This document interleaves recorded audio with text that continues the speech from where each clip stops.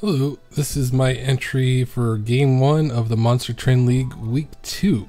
And Monster Train League, just a quick recap, is a group of us are competing in a series of 6 seeds each week with a unique scoring objective that's not necessarily related to the in-game score.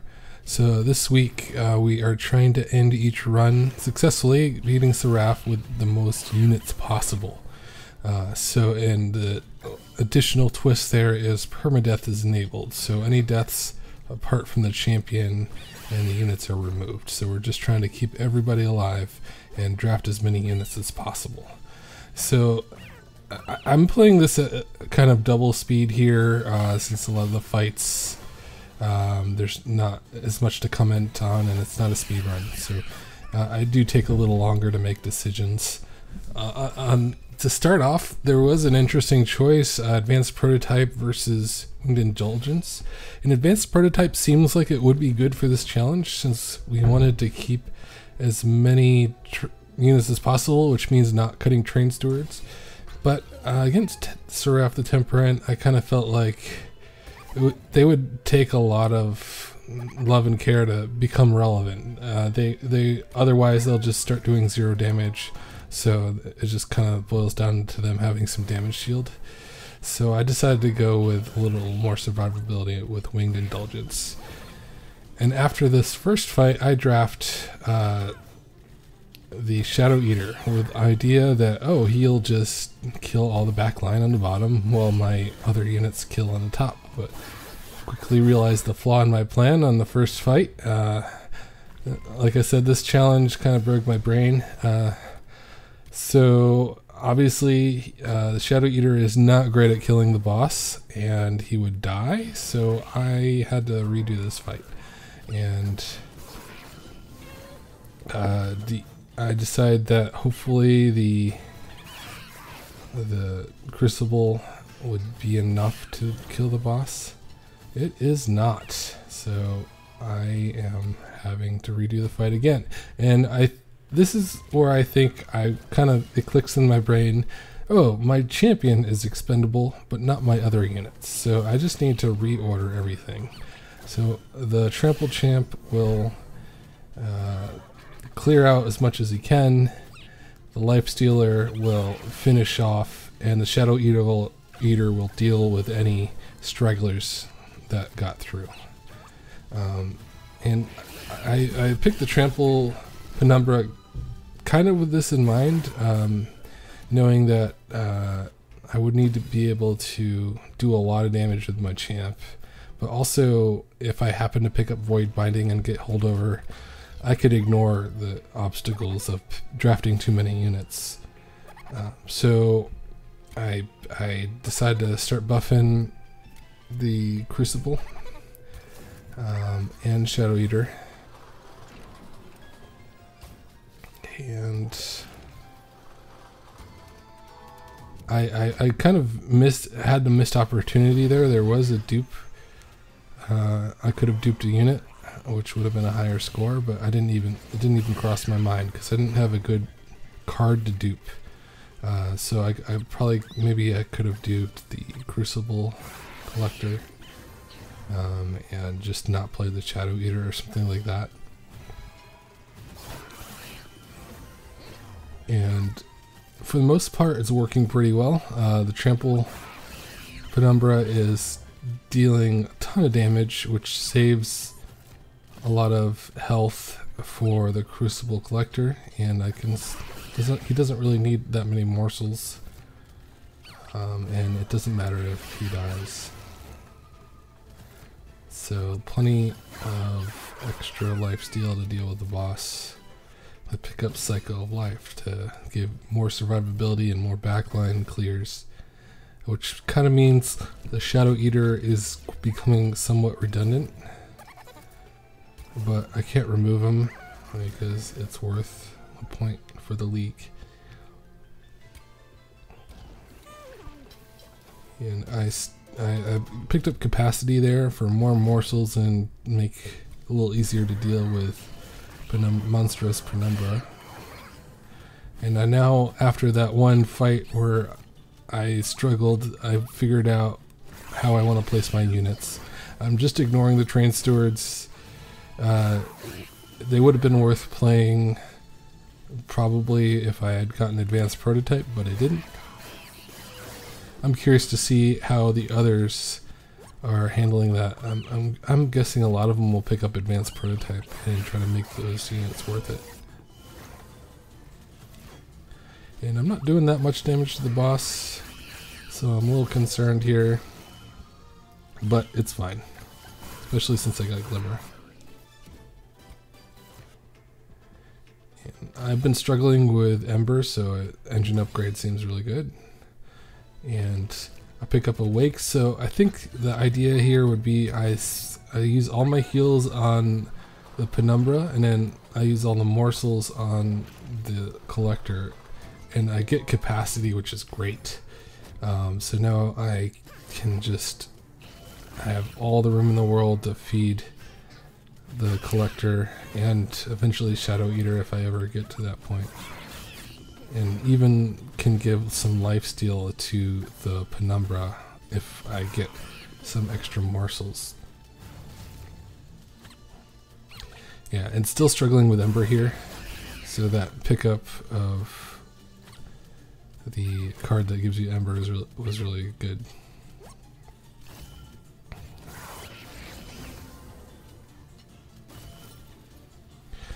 Actually doing a surprisingly good amount of damage to the boss, but I'm struggling a little bit with card draw, so I didn't draw any morsels there, so I pick up a unit that gives me card draw. That kind of solves that problem a little bit, and he could just hide behind one of the 3 tanks that I have.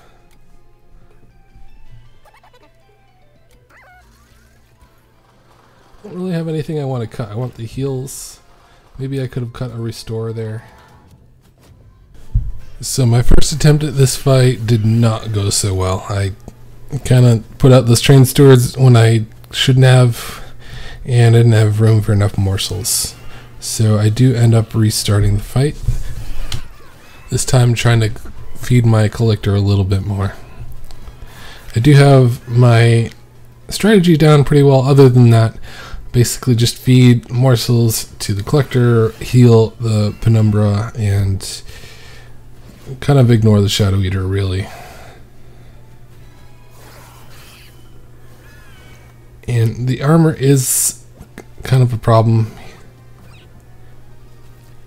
Unfortunately, I do manage to make use of the Shadow Eater to deal with some of those units, though. And I do get some spikes, which help on the unarmored backline at least. But a lot of damage does still get through to the pyre. Fortunately, no units die, which was my main problem on the first fight. My main issue here is card draw. I can cost reduce the spells to make it so that those are not a problem. And I dupe an engine upgrade here to help deal with the Ember problems. I haven't yet realized that I could use the dupes to get more units, and the fact that it's ring 7, it's probably not the best time to realize it. But at least it's the first game, so the other 5 I can use that more aggressively to get more units. So my classic setup here, I did, full disclosure, have to redo this fight. Again, it came down to playing train stewards when I shouldn't have. They're just getting away.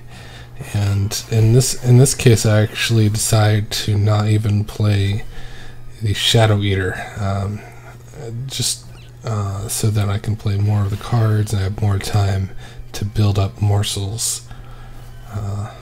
This is one of the harder fights of the game, or this seed, I should say.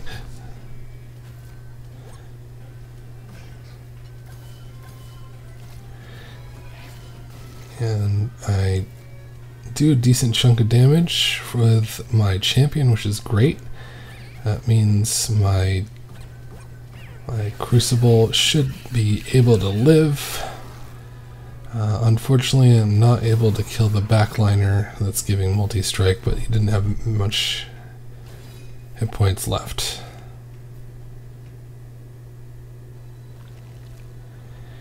And now I realize, oh, I could dupe a unit. But first I do some spell upgrades, just general Ember problems.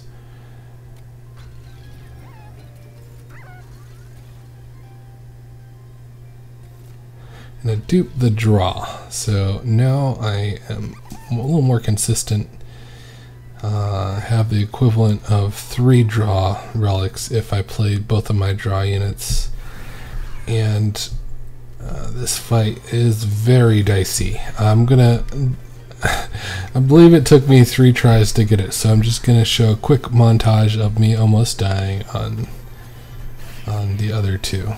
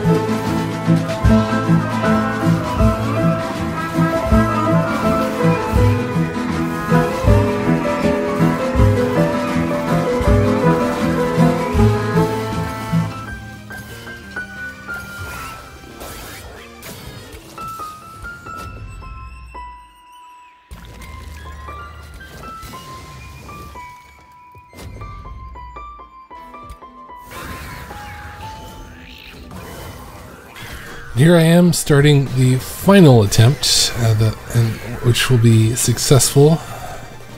And the key decision I make here is that first turn I didn't play Furnace Tap, which means I could play so many more cards. On my other attempts I played it early so that the Ember Drain would wear off, but it just meant so many resources I didn't have for these following turns, including Engine Upgrade, which would help play even more cards. But I do draw it very quickly after. It just meant I could get out those engine upgrades and a little bit more morsel generation, just to stay ahead of the curve.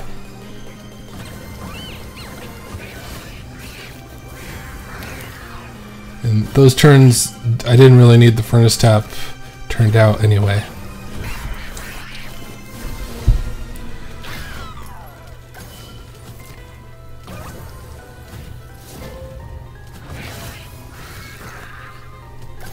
And it's doing a good chunk of damage, about 1,000 damage to the boss before the kill floor, which I'm happy with.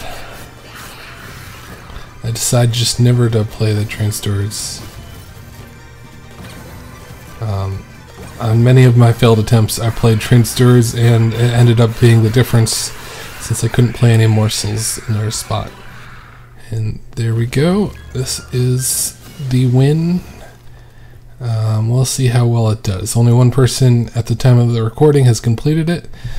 I have 4 Train Stewards, a Crucible Collector, the Champ, 2 Custodians, and a Shadow Eater, which I believe is 8. And looks like Never Nathaniel has 8 as well. So we are tied. I was just double checking mine. It looks like he picked up Vine Mother. I think I might have been offered this, but if I was, I forgot about the challenge and just didn't get it since it didn't fit into my build, which is a mistake I made a few times throughout this challenge. It looks like Nathaniel also did not dupe any units, or if he did, they died, so that's a mistake I made. I didn't realize until the final ring that that's a way to get more units, so I'm sure we'll both pick up on that throughout the run, and it'll help us increase the score. If you enjoy this league or want to participate, you can contact any of us and get in on it. It's an open league. And if you enjoyed the video, please like and subscribe. It helps, just helps grow my channel. I'm hoping to get more different types of content on here. Thank you.